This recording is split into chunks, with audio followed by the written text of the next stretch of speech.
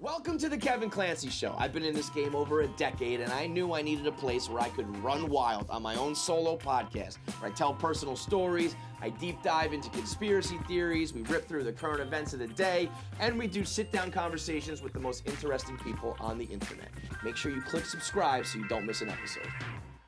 What's up, you mutts? Another episode of the Kevin Clancy Show live from Barstool HQ. Much happier times and circumstances this week because, you know, that's what we do, right? That's what I said. We just keep it moving. New news cycle, nothing changes. As heartbreaking as it is, that's just the way it goes. So today, much more lighthearted, not trying to shed any tears.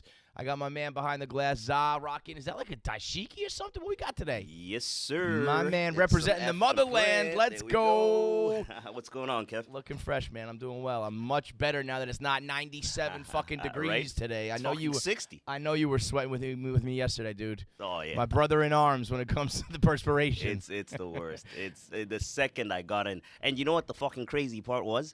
The World Trade Center. They didn't have the AC going yesterday in the morning. Oh, it's like can't have it. it's Can't 80 have degrees, it. 90 Honestly, degrees outside. Can't like, turn fucking it have on. it. I said this on KFC Radio, or I don't know where I said it.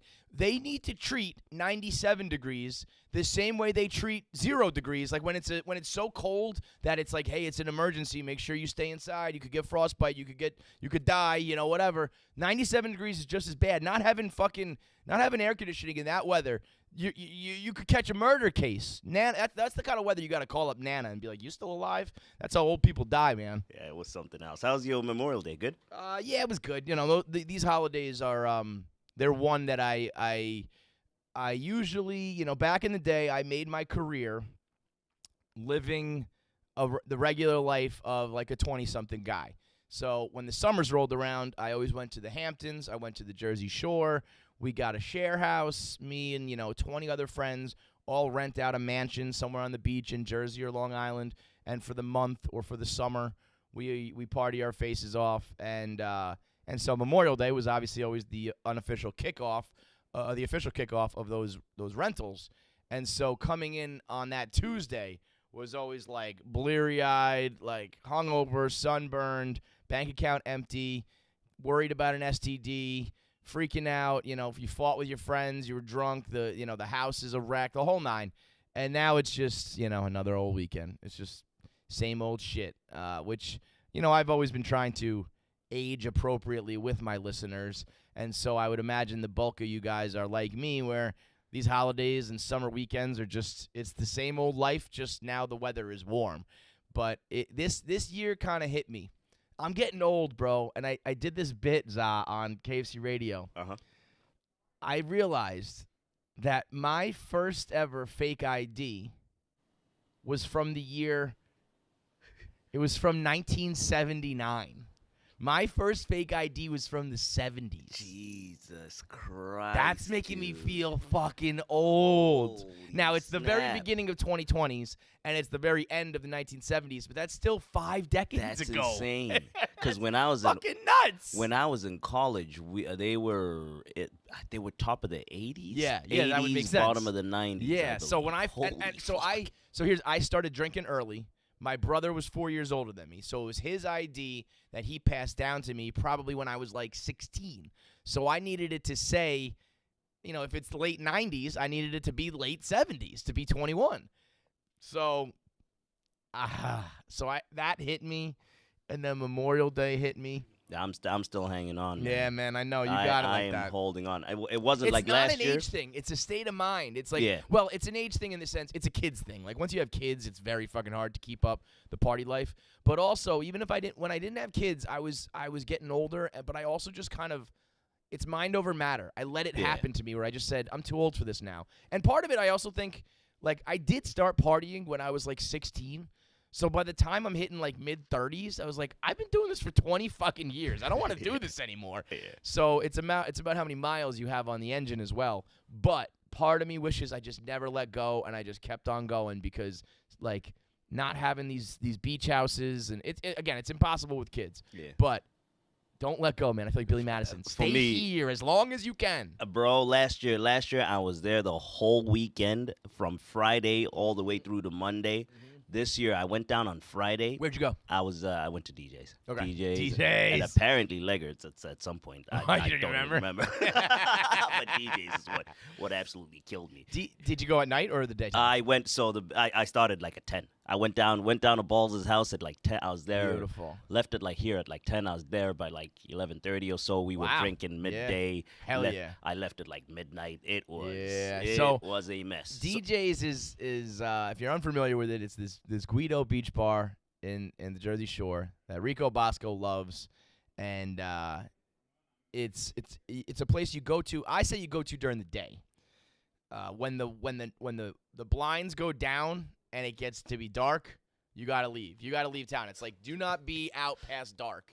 And that's when it becomes fucking eats you alive. Meathead Central, and the tattoos on the arms come out, and like it becomes a fucking club scene. I'm more of a Leggett's kind of guy, beach bar, beach bum, but I don't want to repeat myself just completely from KFC Radio, but Captain Khan's claims that it's my fault that there are lines at the Jersey Shore at all these bars.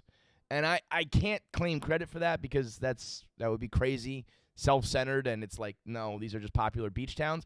But something happened, and I would love to get to the bottom of it, where, like, when we used to go, there was lines, but not crazy lines, and it wasn't like you had to wait for hours to get in. And granted, it was Memorial Day weekend and in the first of the summer and all that shit, but something happened where the popularity of getting a beach house and going to these bars exploded, because I see it everywhere. It was, Long Island too. It was Jersey. It was like, if it's not me, it's something. I don't know if it's just this generation of people. I feel like I like the idea that we give you the credit, but it's just lined up exactly when Jersey Shore came out. Yeah, but these are not like Jersey Shore places. Oh. Like that's what Fights was saying. He was like, "What about Jersey Shore?" And I guess it could be spillover. Like Jersey Shore was in Seaside Heights, where it was like all the Guidos and shit. These are like towns down that are much more. But yeah, you're right. It probably is that. But I feel like I'm buying that theory a little bit, man, because it's specific bars that like I would mention that Cons is bringing up. And I'm always flattered because I'm always like, I like to think it's true. At least one person says it, because that means I got crazy fucking sway. But I don't mean this in a bad way or whatever. But I'm kind of buying that theory because I mean, like this weekend, you hop out. Yeah, I hop out of a car, dude. The whole entire line, people on balconies and stuff are just screaming, "Yo, it's a big Barstool crowd. It's like you guys, you probably set that foundation. So I'm buying that theory. I'll take it, man. I'm happy to. What makes me happy, whether it's me, whether it's Jersey Shore, whether it's just something in the water. Look at that crew. Look at that crew at DJ's. What a wrecking ball squad you had, I was dude. still alive then. Yo, that is the dream team right there. The starting five: Za, Tank, Doug's Balls, and fucking JDL topping it off. Are you kidding me?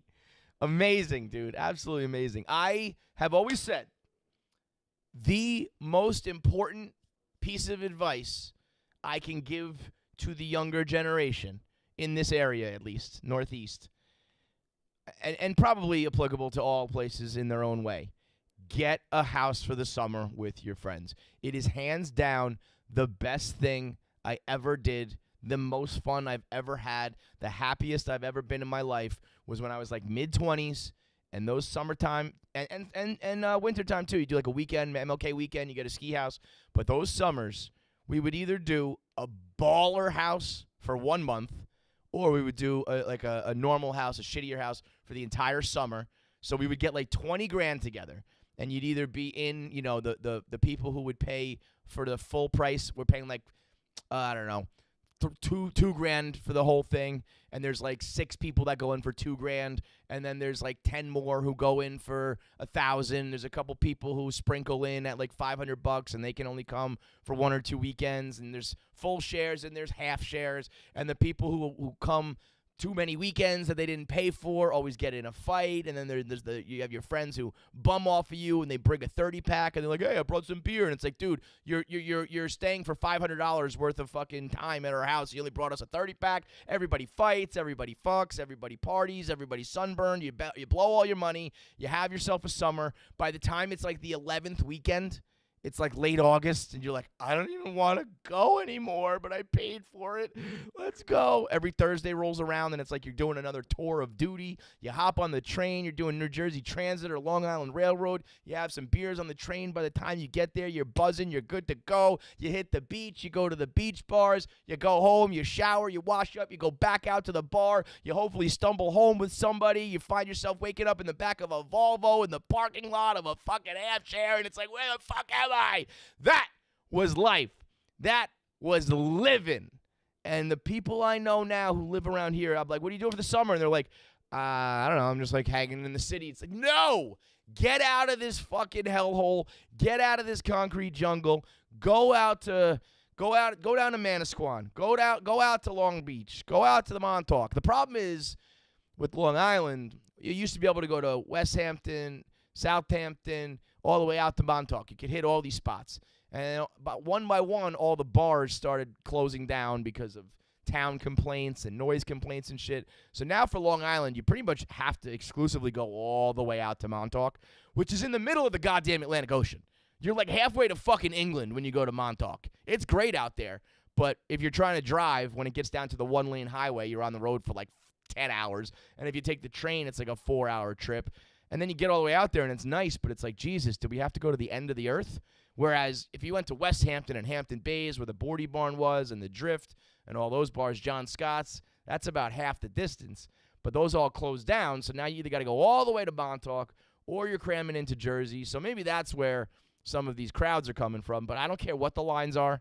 I don't care what the prices are. I don't care what Corona's doing. If you're 20-something, and especially if you're single, you know what? You can do it if you're in a relationship, but it is a recipe for disaster going down there with a significant other. Yep. A couple times I had a girl while I was in the house, and it was like, this sucks so much. Not only because you're fighting and you're bickering because, whatever, some girl at the bar, or you got too drunk, or whatever the fuck it is. She wants pizza and blah, blah, blah. But also, it's just like you gotta go on their schedule. When she wants to go to the beach, when she wants to leave the bar, and you wake up every morning, and all your single guys have tales from the extra hours that they were out when you went home at 1 a.m., and you're like, oh, fuck. I just feel like I brought my mom down to the beach with me. So, inevitably, you will drunk fight all summer long if you're in there with your girlfriend or boyfriend, but also you don't want to miss it and not do it at all. So, go ahead and still do it. But I highly recommend being single for the summer if you're going to do these beach houses. My guidelines for it, I would say either go big for a short amount of time. We used to get this mansion on Dune Lane off of Dune Road on the beach. It was basically on the beach and on the bay because it was so skinny at that point. If you look out the front, you see the ocean. You look out the back, you see the bay. We were in this baller mansion, and my buddy Vinny was the one who used to always organize these things. And he would have to meet with the owners. Yeah. And he'd be like, yeah, it's just me and a couple buddies coming down, real quiet for the summer. We're just looking to get away from the city and, get some fresh air. Then, by weekend one, we're cramming 22 people in there, plus the strangers that you bring home. So I would say either go baller like that, or one time we got this, like a suburban house in New Jersey that we had from Memorial Day to Labor Day, the whole weekend, the whole summer, and it was like the same price as that 1 month of the nice house where we just lived at the beach for the summer. Then I would also say factor in the cost. I know money's tight when you're younger, but if you can put in a few $100 extra from everybody so that every week you do a fresh direct order so that there's food there so you're not living like fucking animals. Just like cold cuts, what I got made fun of in Nashville when I got cold cuts and burgers and dogs and shit, where it's like you can just cook the basics and you don't have to eat out every single trip and every single time, every meal. You're running up the money, running up the bills. And then I would say the holy grail, the two things that people always forget down there and die for when you're like halfway through it: toilet paper and ice. there's never any toilet paper and there's never any ice. When you're dying hungover and you just want some cold water and you open up the freezer and there's nothing there and you're just dying to have a cold cocktail and it's lukewarm because you didn't have enough room in the fridge because they're stocked with 1,000 beers. Ice is king, and then toilet paper is like within you start out with stacks and stacks and stacks, racks on racks on racks of TP, and within the first weekend it's gone because you got 25 people shitting in one house. So that would be my advice. I know Rico wrote his blog on how to do a share house. It's an experience. I don't know if it's unique to the Northeast. I know that there's Jersey, Long Island. I think the Cape Cod people do it. I don't know though. I know Dewey Beach does it. Yeah, how's Nantucket in them? Nantucket, I think, is too bougie. Because they do fancy. Don't they do that? They do that boat thing, right? Yeah. So I think that's usually Newport's a big one too. Feidelberg used to do Newport in Rhode Island. Where's the one where we all every year, like, you could set your clock to it, you get the gas footage of him on top of the bar. That's Fagawi. That's Fagawi. That's a Nantucket thing. I don't know much about that. I know that I think the legend is like it comes from where the fuck are we? Where the fuck are we? And then just became Fagawi. I think it's a boat race is what actually is going on, right? So that's like a big bougie fancy boat race. I think Feidelberg's family once had a boat in the race, but all the kids just show up to get fucking hammered. But the thing about Nantucket is it's hard to get to, and it's small and it's exclusive. So I think that's a little bit more fancier rich people. But I've been there, and people still party. But, you go to, like, Jersey or Long Island, there's, like, thousands upon thousands of young kids. I think it's a little harder to do Nantucket. But I'm wondering, like, do they do this on, like, the West Coast? Or is it, like, every day is like this for us, bro? We're on the beach, like, all the time, so we don't need to do a special summer. Or, like, you go to, like, the Carolinas or all the way down to Florida. Are people getting houses together? Or are they just like this, we just stay at our own house because this is where we live? I don't know. But it's so fucking important to get out of the city in the summer, man. When I was in Tampa during the summer, we didn't do anything. Yeah, probably because it was 2,000 degrees. You can't. Yeah, that's the thing. You can't really do, because even the beach season is more like January, February. That's when you go out to, like, Clearwater and Sure, that makes sense. When it's cold, it's comfortable and all that. But so it's just too hot to go out. There's nothing really going on in summertime. Yeah, and what's cool is that there are these beach bars. Some of them are open all year round. Some of them aren't. So when the summer hits, they're like, we got to make our money like now. So they have the bands, the live music, the DJs. They roll out all the, like, the food, the music, the everything. So, like, it's a little, like, cottage industry where it's like we got to make our money. Dude, the Boardy Barn. You did Boardy Barn? Yeah. That's the last one. I should have, but I'm not gonna. It's too late. It's over. They sold it. Oh, really? Yep. It's gone. Wait, the one where you fucking go in the white overalls and the tent thing? No. It's gone. Just happened. It's one of the saddest things. I was planning Bro, to. It's one of the saddest things that's ever happened because I'm not even bullshitting. If I get my Barstool money in February. Yeah. If I had it, You're gonna buy it? 100%. I swear to God, I 100% would have bought it. I got a couple other friends who have a decent chunk of money. I 100% would have tried to buy it. Wait, that's the one that's only from Labor Day to Memorial Day to Labor Day, do right? 1 day a week. They do Sundays. Yeah, okay. From Labor Day, Memorial Day to Labor Day, and that was my thing. Was obviously they're going through some financial troubles. I was like, how about you just open it up on Saturday and double your profit? How about you open it up during the week for special events?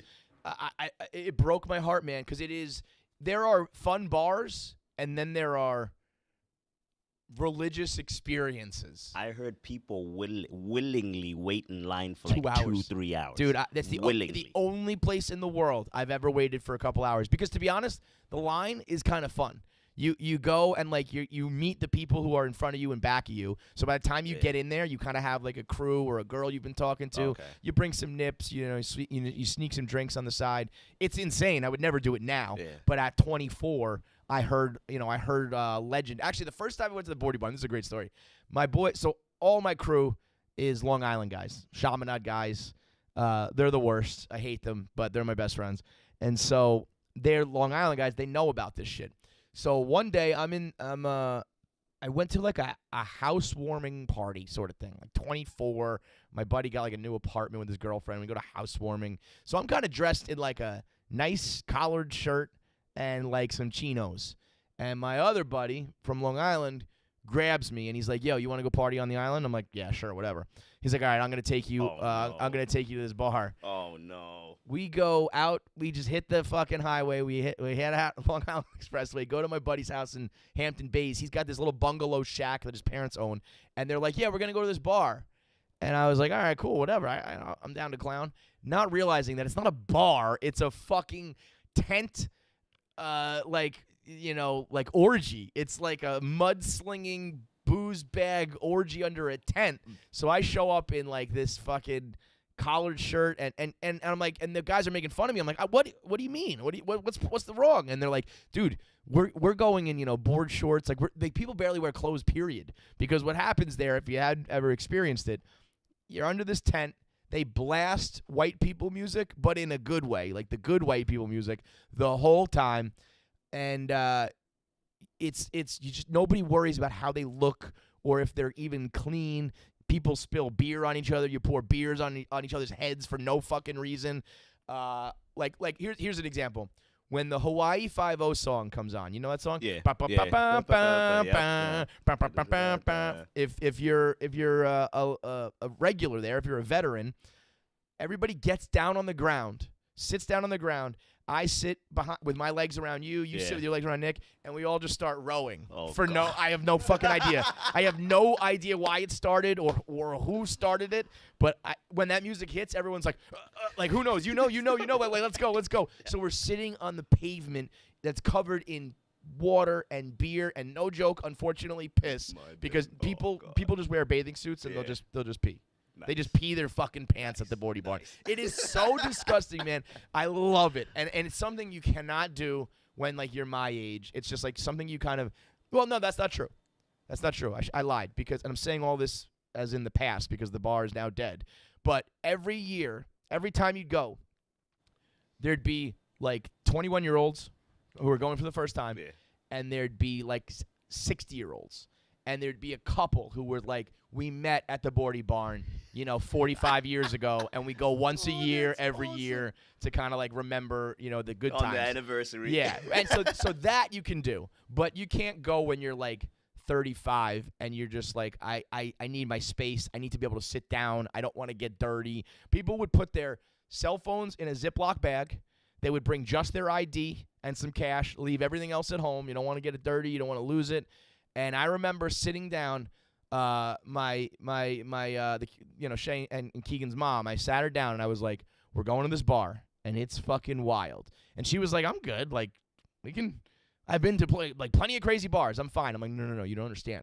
This place is a fucking trip." So I give her the speech, and she's like, "All right, I got it." We walk in, wait online, get in. Within literally, I'm not joking. Within 1 minute, my one friend picks up my other buddy. Kind of like, when you're carrying your bride over the threshold, you pick him up like that. Yeah. He picks him up like that, and he starts spinning 360. His head smashes into her face, gives her a black eye within like 1 second. She was a champ, though. She just partied through the whole rest of the day. She was like, whatever, fuck it, it's all good. Welcome to Boardy Barn. Yep. And I mean, they just play the best mix of good, corny music. And the best part is when you get there, they give you a row of stickers. The little thingies. The Boardy Barn, it's a smiley face sticker. It says Boardy Barn on it. And I'll never forget my first time there. I go right to the bar. They just leave the taps open with the beer just flowing, and they just put cups underneath it. And they just keep there's some stat that like Boardy Barn in one day will sell as much beer as a game at Yankee Stadium. Like where there's 50,000 people buying beer. It's like something crazy like that. So they just leave the keg open and they just keep doing these little cups. I think they're dollar beers, but the little cups, they're probably like $2 now with inflation. And they would just keep them coming. And I remember waiting online at the bar, and this girl comes up to me, and she says something. And she was like, you're cute. Takes the sticker, puts the non-sticky side on her tongue, and licks my neck so that it stuck the sticker on my neck.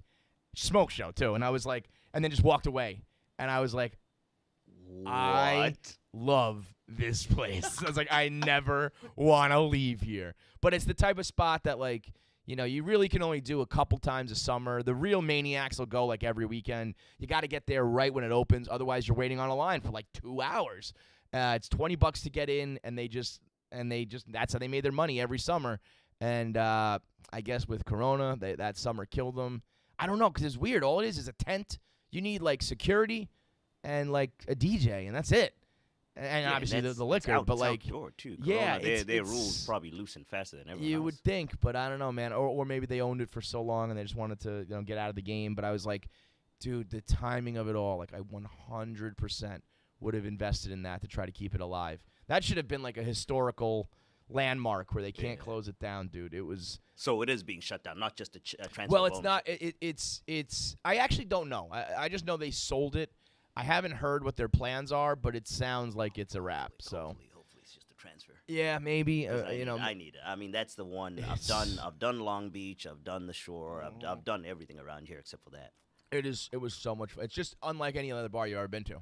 And people have their other bars that are crazy and wild. The Chicken Box is nuts, and DJs is this crazy experience. There's certain bars you have to, like, check off the list. Like, there's bars, and then there are, like, staples, And that was the one that I thought was really, like, the most fun. Like, if you're looking to show someone a time that they've never experienced in their life, it was that. But all of this is to say, you gotta live your summers when you're mid-20s, single, ready to party. Like, during your good years, it's like, this is your prime. This is the time to do it. Make sure you scratch together enough money, but blow it all. Come back empty-handed, broke, whatever. Live it up, because those are absolutely the best days, most fun days of my life. Of course, you have your kids and you love them and all that shit. But when you're talking about how much fun you've had, like, the time of my life that was just most, like, enjoyable and carefree, it was those summers, just, like, waking up hungover as shit, getting on the back porch, having hair of the dog, and, like, getting it rolling again. It was absolutely unbelievable. Now summer is now summer is for the little kids for me. It's like I bought this bomb ass water slide, bounce castle, rock climbing, kiddie pool, connected thing that I'm going to put in the backyard for the kids. I've got out the slip and slide for the first time they ever saw the slip and slide. It was very funny. They were looking at it like it was a foreign animal. They were like, how do I do this? How do I do a slip and slide? So, like, all that fun shit's happening now. But all of it is now, the only fun I can have is, like, seeing them have fun and be happy. So live it up now. And then I guess, when you're like 50 and 60, it comes around again and you can kind of go back out and you're like the fun old couple or old guy or whatever. But it's these middle years that are just like, you're not young, you're not old, you're just lame. That's late 30s and 40s. You're not old, you're not young, you're just lame. Sucks. Anyway, let's get into some of these topics of the week here. I don't think my computer's working, but I don't know if there were calls anyway. If we can tweet out the number to get the calls going. Call up with whatever you want, anything current events, topical shit, summertime plans, bars, your favorite spots to do the summers, whatever.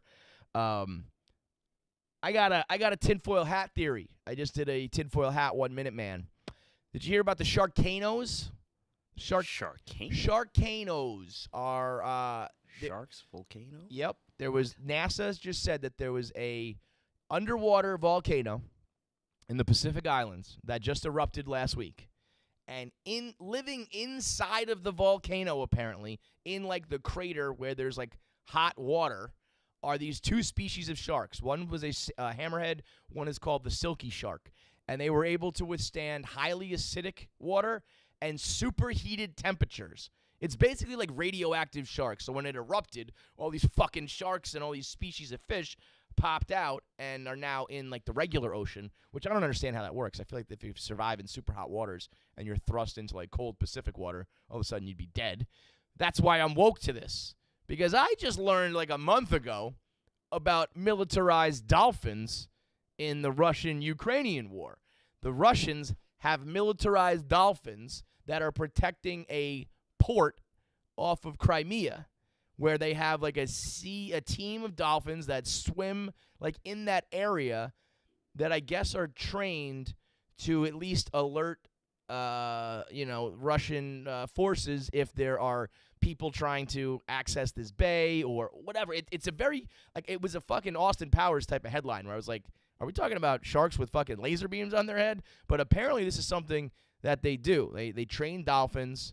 This is a headline about the U.S. doing it. Yeah, so and then I learned that we have it. Yeah, we're protecting our U.S. Our nuclear stockpile. If you think that we didn't try to one-up the Russians and go from dolphins to sharks, and we create, you think that this is just naturally some sharks living inside of a volcano and they just get erupted out into the fucking ocean? Yeah, right. This is, no doubt in my mind, a nuclear shark that the Navy has been testing and creating ever since we started doing militarized dolphins. Oh, you're going to use dolphins to protect your port? Well, we got nuclear sharks that are coming for that ass. That's what happened here. And I don't know, something happened where somebody found out about it and they were like, I don't know, just tell them that it came from inside a volcano. I mean, do we just believe anything these days? We're just going to believe that there were sharks living inside of volcanoes? And they try to sell you this story. Oh, yeah, that's why we call it Sharkano. Bullshit. You made that up after Sharknado. Yeah, that's just getting lazy. Come on. Sci-fi made the movie. You got caught with your animal cruelty military experiment. You needed a cover story. You came up, like, how else would there ever be radioactive sharks? Some scientist was like, well, the only way it could happen in real life would be if you lived inside of a volcano. And he chuckled and laughed. And somebody was like, boom, that's the one. Let's tell them that these sharks lived inside of it. What are we going to call it? Someone's like, I don't know, man. This sounds a lot like that movie from Sci-Fi, the Sharknado, right? Some guy goes, Sharkano? And they're like, yeah, let's sell it to the American public because they will believe literally fucking anything. Sharkano. Yeah, I bet you fucking talk about Sharkano while you're getting your vaccines, aren't you? You suckers. Sharkano. Give me a break. I do love it, though. Radioactive sharks is, when life imitates art, when you're like one step away from Dr. Evil's, dream sharks coming true. All we got to do is put laser beams on their head. As I drink out of my fucking shark cup right here. These are probably radioactive sharks. We just didn't even know about it. Military's probably been working on this for the last 50 years, you fucking, you dunces, you dummies, you gullible pricks. Of course this is a fucking cover-up. I'm just stunned by the fact that dolphins, they've been on the front line since 1967. Wild. It's insane. I don't quite understand what they're trained to do. Like, does it give a rundown of like how they would they like would they attack or would they like inform? It sounds more like they're more surveillance. Right, like they float around the port kind of. Yeah, they don't. And then like if someone, like I remember reading something that like if a scuba diver, if like a scuba team tried to access that port, that they were there to like, I don't think fight them, but it would just be like a frenzy, and they would be like, there would be activity, and it would be like, oh, that's basically like our alarm system is our dolphins. We just surround the port. So it's mainly dolphins and sea lions that they use. I mean, on the one hand, I think that's pretty cool. On the other hand, I'm like, in a world where we are constantly talking about the military budget and inflation and money for other programs and defunding this and refunding that, like, do you really think that training dolphins to be in the military is the best way to do it? I don't know. Maybe it's cheap. Maybe you just hire someone from SeaWorld, give them some military training, and then they have a whole team of dolphins. Maybe it's actually cost-effective for all I know. But I just feel like, I don't know. Maybe we should protect the nuclear stockpile with something a little bit better than dolphins. Whoa, they're doing like mine clearing missions. Really? Like they send them in? Yeah, they I mean, apparently they patrol like the sea floor and all that. I mean, I guess that's kind of dope. Until the fucking thing is blown into pieces. Well, that's what, then you got PETA on your ass, and it's like, I don't know, I'm one of these people. I was going to say, that's all it is, right? They're just like releasing a bunch of dolphins and waiting for the explosions. I would think it's like, yeah, we can send in a scuba diver or we can send in a bunch of dolphins, and when this thing blows up, whatever, we got dolphin meat. Like, nobody cares. But, yeah, that's you're the guinea pig of the sea, the dolphins. So, and next up is the hammerhead shark. I mean, of course, it's the hammerhead. It's one of the scariest looking ones. We're gonna just shoot that thing up with some nuclear steroids and send them out to fucking battle, and we'll just call it a NASA experiment or some shit. Oh, it's just a naturally occurring thing. Radioactive sharks. Yeah, fucking right. You know who would probably believe that? You know who the first person to text me was? Jackie. Jackie texted me and said this would be a good 1 minute, man. Said, of course you believe in volcano sharks. You're the girl who believed in fire people. Did you hear about that one, Za? No, what's Bro, this is fire people? This is one of, honestly, if you haven't heard this, if you haven't listened to KFC Radio, this is one of my favorite fucking jokes that has ever happened. Zach went out to Fire Island this weekend. Yeah. Actually, I saw that on his Instagram story. And there was a group chat with them, Jackie, Pavs, and Zach. And Zach was like, oh, yeah, I'm out on Fire Island for the weekend. And Jackie said, what's Fire Island? She's from the West Coast. She doesn't know. Pavs goes, oh, it's this island off the coast of Long Island where there's fire people. If you go to the wrong part of the island, they will set you on fire. We call them the fire people. Look at this group text here, Za. She was like, oh, no, that's crazy. Like, don't get caught by the fire people. So Pavs tells me this. The next day, we're recording. So me, Feidelberg, Nick, Pavs, everybody plays along with it. And I'm like, can you believe that people, I go to the Jersey Shore, you go to the Hamptons, you go to Newport. Can you believe that some people actually go to Fire Island? It's so dangerous. You might get set on fire by those people. And Jackie's sitting there. She's editing at her computer while listening, and she's just nodding her head like, yep, those fucking fire people. Uh-huh. Yep, they'll get you. Got to watch out for them. So we went a good 10-minute segment talking about the fire people and how it's so crazy that we don't stop them from happening, and how they're homophobic because Fire Island is where a lot of gay people vacation and they're trying to keep them out. We were saying that that's where the term flamer, like the derogatory term like for a gay guy, flamer, came from, because the fire people would set them on fire. And we had her hook, line, and sinker. We probably could have kept this joke going the entire summer. And she was the one editing the podcast. We thought we were going to get away with it because the stars aligned, because we did a live show. So there was no reason to edit it. But for whatever reason, she just dropped halfway into the podcast to give it a listen to make sure that the sound and all that shit was good. Yeah, she dropped in right at that point. Right at it. She just happened to scroll and click just to make sure the audio was fine, and it happened to be the time where we were talking about how dumb she is. Yeah, that's such a shame, man, because we really. The second I heard her go, wait. Yeah. I took out my phone immediately and started recording, and I was like, fuck, I should have been the one to edit this. Dude, it would have been amazing. We could have kept that joke going forever. We told everyone on Twitter, nobody tweet her the truth. I did get a couple tweets of people being like, I've gone to Fire Island my whole life. I've never heard of the fire people. Oh, you guys did it. You did it with such conviction. We have people like it. We had a couple tweets. I'll put them up in a minute. Like, I'm from the Midwest. I've been Googling fire people for 20 minutes trying to see what the fuck you guys are talking about. I mean, if that was a real thing, if there was a vacation place in New York where there's the others from Lost living in the forest, and if you cross over certain boundaries, they capture you and burn you alive, it would be the biggest story of all time. It would almost get two weeks in the news cycle, longer than the school shootings even, where you could hear about, there would be movies, it would be nonstop talk about the fire people. I swear, if you watch the one clip that we put up on social media of Jackie just going, yep, fire people, yeah. She genuinely thought that there were humans that were just on. 100% thought it. I love her, though. That's why she's the best, because anybody else would kind of be mad. You made me look silly. You made me look dumb on the internet. Everyone's laughing at me. And Jackie's like, wait, what? She's just laughing. She's like, oh, shit. She said she told 8 of her friends. She's like, have you guys heard about the fire people? And all of her friends were like, I don't know about that one, but okay. She's the best, dude. She is one in a million. It's it's 2 in a million, because it's Feidelberg and then her. It's just there's 2 people on this planet that mesh perfectly with the idea of KFC Radio, and we found him. Speaking of, Nick, I don't even know if you know this.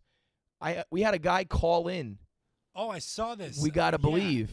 And he's talking about the Mets. We've been doing these post-game wrap-ups because the Mets have been killing it. And this guy calls in. He just talks about the Mets. He's like, hey, man, what do you think about this? About this guy and that hitter and this pitcher? Regular talk. And then he's like, by the way, KFC, before I go, I was the first ever caller on KFC Radio. And I was frozen. I was like, dude, I have been looking for you. not very actively because I probably could have found you sooner, but I have been casually looking for the people who called in that first episode for years now because they are the ones that set the tone for the whole podcast. I opened up the Google Voice line. The whole way KFC Radio came about was my brother came to me and was like, you got to start something called a podcast. And I was like, I don't have any way to do this. I don't have a partner. You're working full time. I'm working out of my apartment. What would we do? How would it work? I tried to do like a little thing solo. I could only do at that point in my life, I could only do like 10 minutes worth of material. So I was like, how am I going to do an hour-long podcast with just me talking? That's when he was like, I found Google has these phone numbers. You can call up and leave voicemails. Everybody knows now. That's like a staple of all of the Barstool podcasts of how you can call in and leave your questions and comments. So once I heard that there was the Google Voice line and I could talk to people or at least bounce off of people, I was like, bet, let's go. Now we can do it. Now I have a way to fill time. So I said, here's the number, 646-807-8665.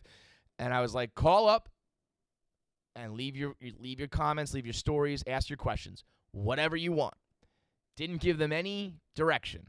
Could have been a sports show.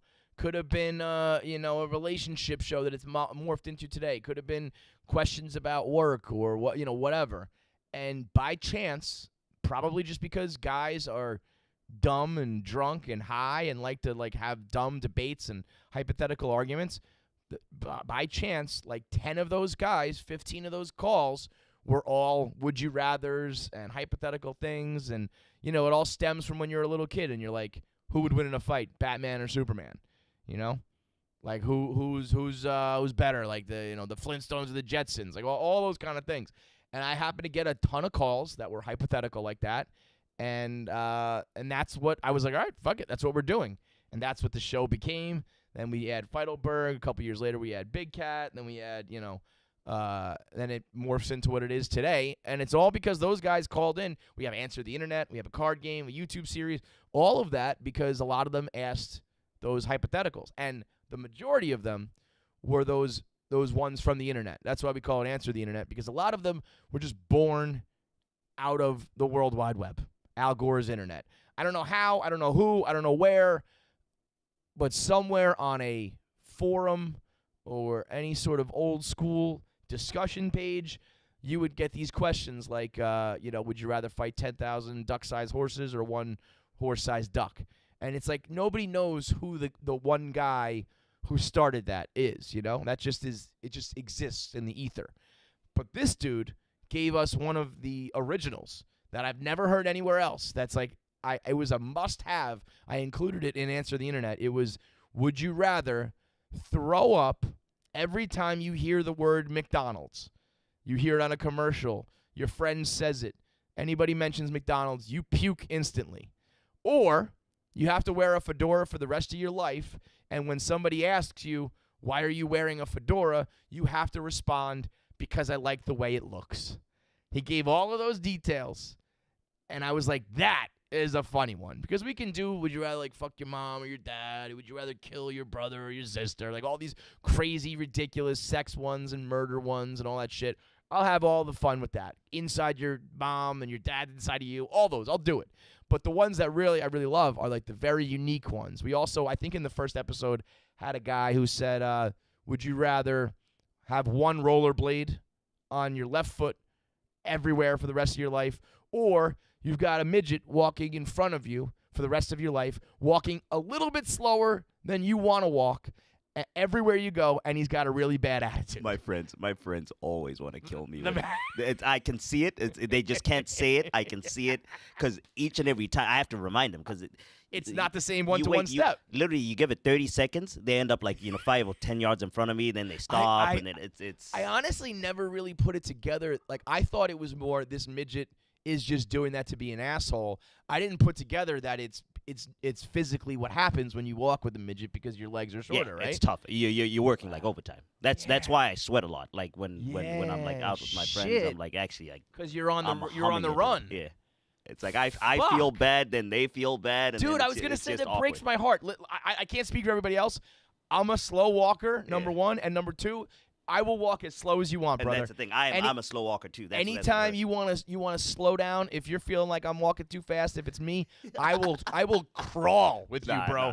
I will hit a snail's pace for you. I'm not trying to make anybody sweat. That's why I'm a slow walker too, because I'm like, if I start to work things up, man, I'm gonna be sweating like crazy. But I never thought of that. Yeah, like so if we just walk for 30 seconds, I'm naturally just gonna have 10 so feet. it's literally, so for me, it's literally an everyday. Oh man, it's an everyday occurrence. So it's you feel bad, but it's literally an everyday occurrence. So it's life. I mean, it's so your it's life, not, but it doesn't mean it doesn't suck. But it's funny. You live such a great life, and I've always been so impressed with how like you just rolled with it and everything's fine, right? Like it's your life. You got a job, you get girls, you go to party, you got friends, you got like it's not anything that has really held you back in any way. You live. So my father once told me that you live in your head.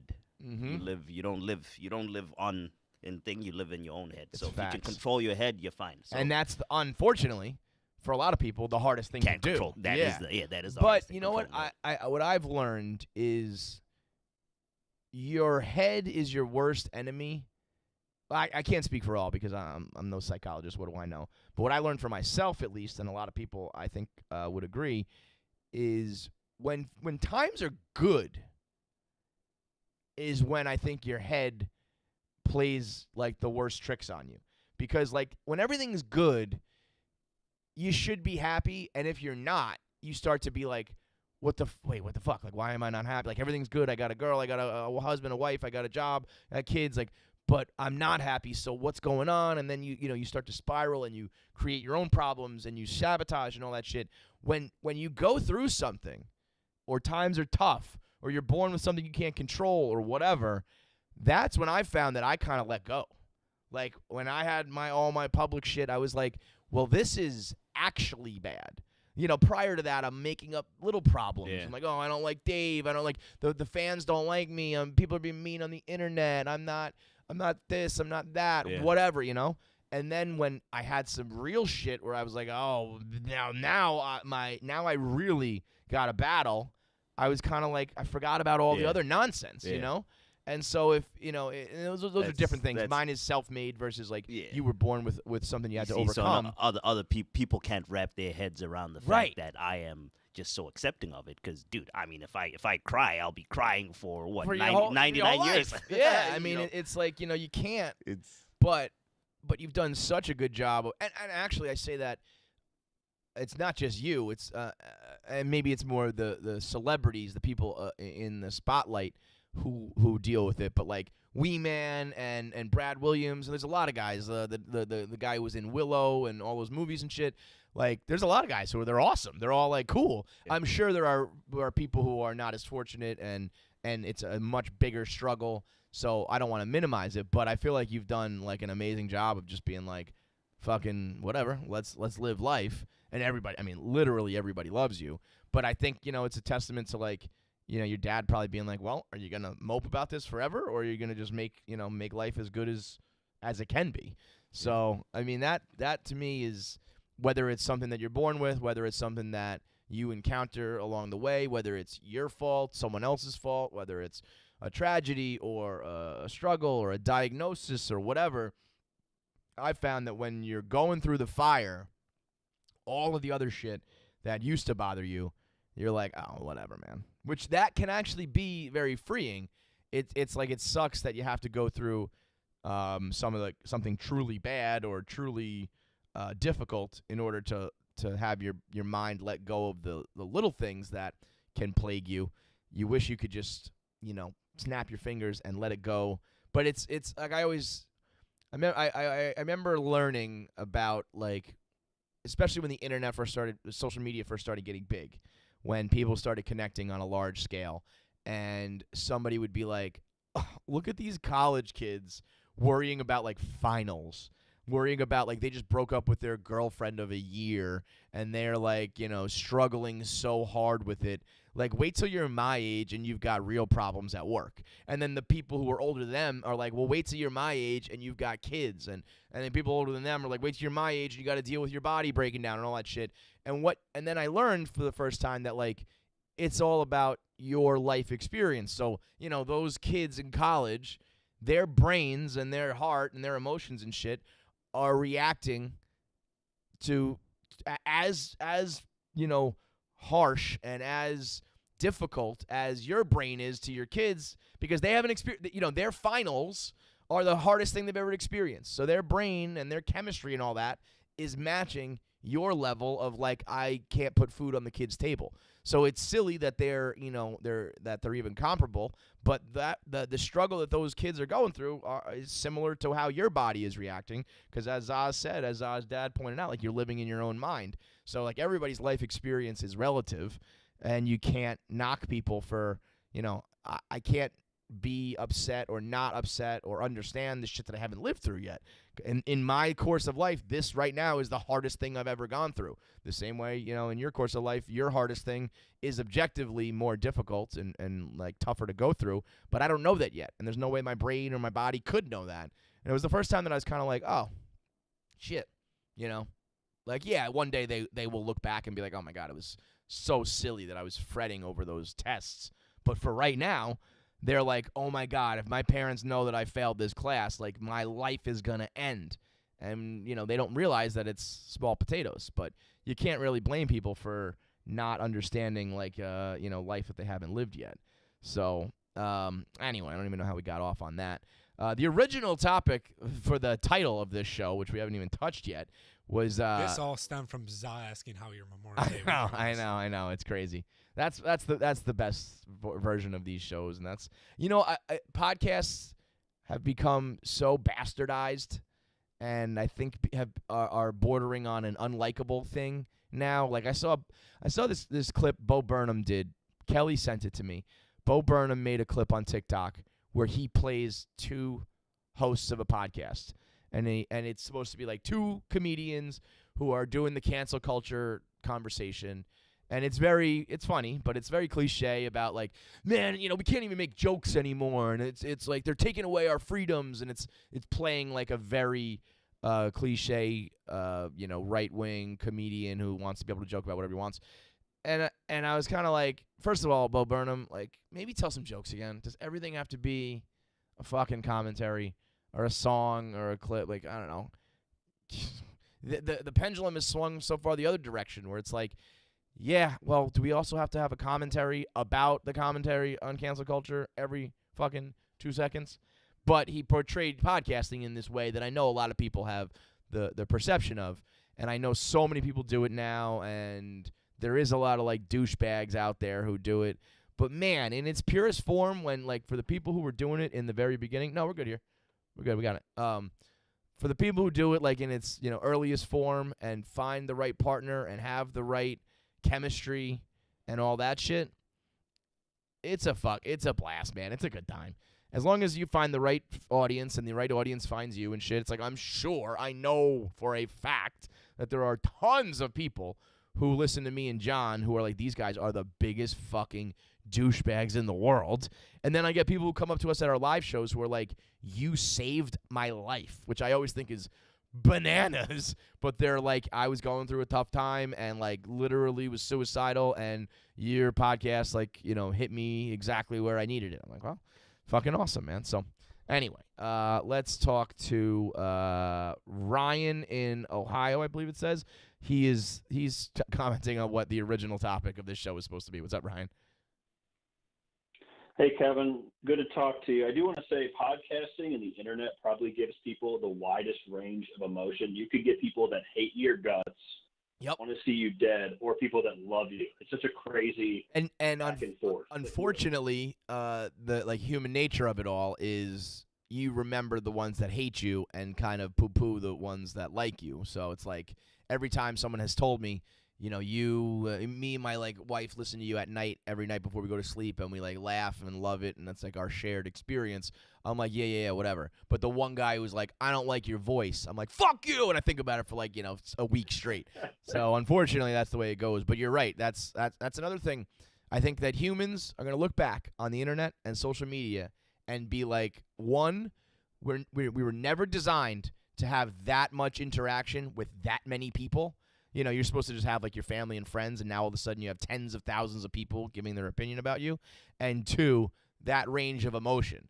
Like most people you run into in your everyday life, they either like you or don't like you, but they're relatively polite to you, and that's it. You're not supposed to have people in your face being like, fuck you, I want you to die. So it's the number of people and the range of experience that I think the internet is going to be like, wow, I can't believe humans have to used to go through that. Anyway, what do you got on fantasy football?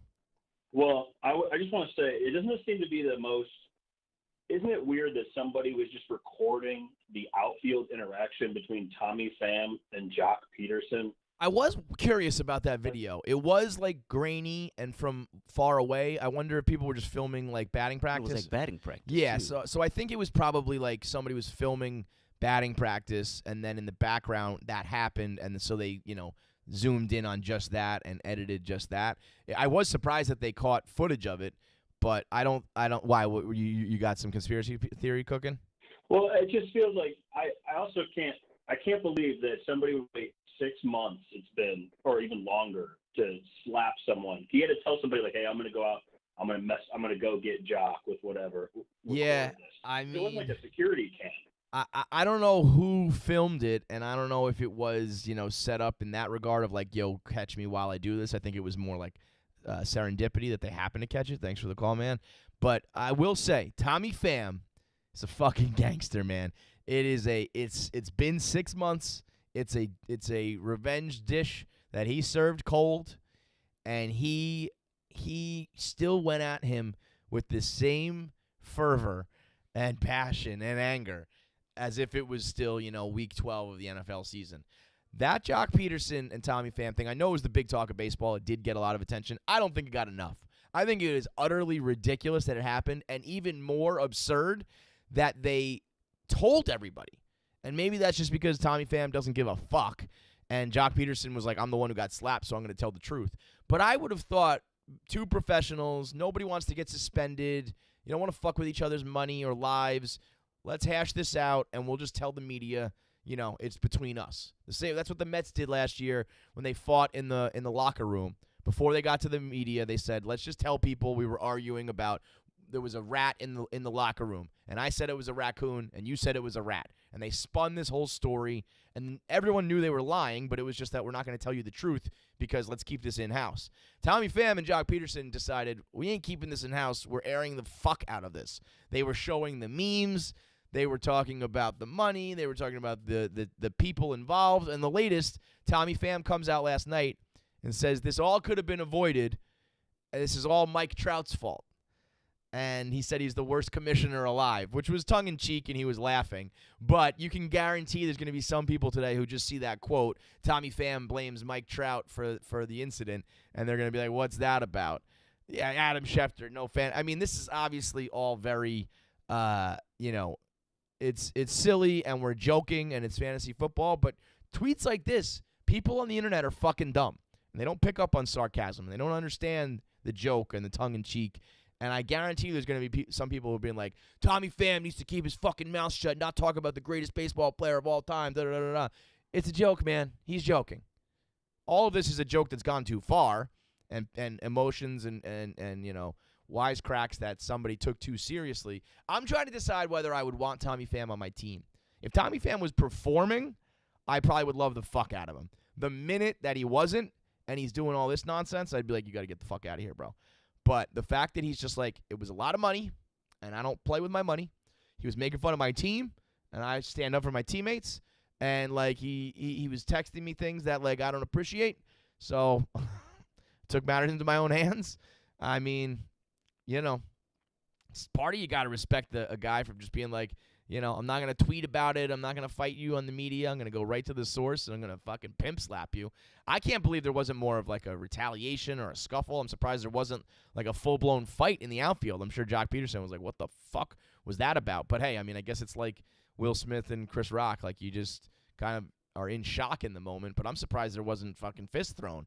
If you walk up to me and slap me in the face, like, we're at least scuffling. Win or lose, you might beat my ass. Depends on who you are. But, like, I'm fighting back. You're not getting away with that one, especially if it's like not in a joking manner at all. If it was dead real, like dead ass serious, pretty stunned there was no retaliation there. Let's go to Mitch in MA. That's Massachusetts. What's up, Mitch? Yeah, hey Kevin. So, big time Stoolie here. And, when you guys are pushing these YouTube subscriptions, kind of a no-brainer to support you guys, subscribe. Pretty easy thing for us big Stoolies to do. But recently, you guys have been absolutely blowing up the subscription tab with these 30-second videos. And it's absolutely, ruining the curated feed that, the 20 to 24-year-olds actually use. So I guess the complaint is, why does Barstool not know how to use Instagram versus YouTube? That's kind of all I got. So Well, YouTube right now is pushing shorts, heavily. That's the new thing. They're trying to keep up with TikTok and Instagram and Reels and all that. So they're focusing more on, the short-form video. And obviously we've seen great success with 1 Minute Man on Instagram. And so right now with the algorithm rewarding the YouTube shorts, we've been putting a lot of clips out there of our best 1 minute clips or our best short form videos or whatever, because they tend to hit on a pretty big at a pretty high clip. We've gained more subscribers, exposure, and just everything overall. We've gained more of that through shorts than we have a lot of our videos. It's right. Unbelievable. Thousands and thousands of subscribers off a 1 minute clip that otherwise would just live on Twitter or Instagram, but now it's going mega viral. What was it? Cardoza has almost 10 million views. Yeah, we're doing numbers. We're doing numbers on YouTube Shorts that we've never seen before, and they're also YouTube views, which are out of all the standards of what defines a view. YouTube is the absolute the hardest to achieve. But I do understand what he's saying. We are in the game of trying to gain subscribers, and if it feels to this kid that we're spamming his feed with a bunch of 30-second clips, I could understand why that's not you open up your YouTube and you're used to seeing 2 clips from KFC Radio, 2 clips from Cody Co, 2 clips from Ria's World, and now all of a sudden it's just 10 straight clips of our shorts. I don't know. That's the game, man. I think YouTube has noticed this. They're already on the analytics side separating regular videos. I was going to say that this feels like a YouTube just a thing. Growing pains. Yeah, they're going to realize that this is an issue and probably just make sure you're not going to push notifications for shorts. You'll probably get push notifications still. You'll be able to select. Mm-hmm. Do you want for long form or shorts as well? Or just a separate column or a separate, because it reminds me a lot of Twitter.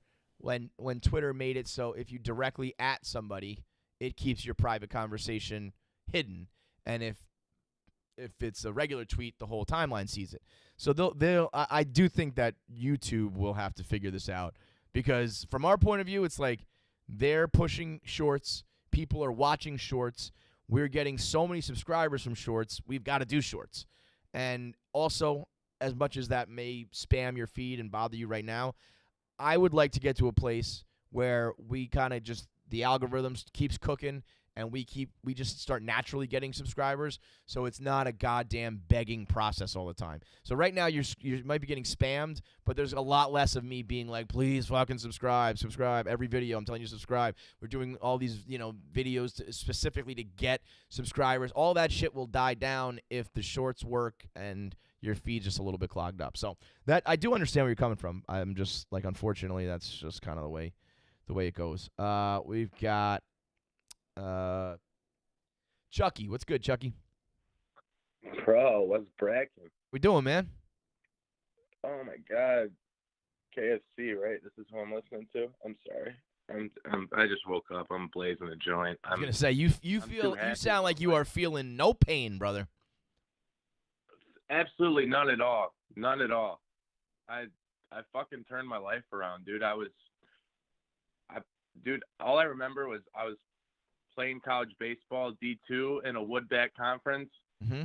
and it's finals week. My best friend from home kills himself, and then I lost 5 years to depression. Mm-hmm. And I don't know. Now I'm back, and I'm gonna play rugby for my school.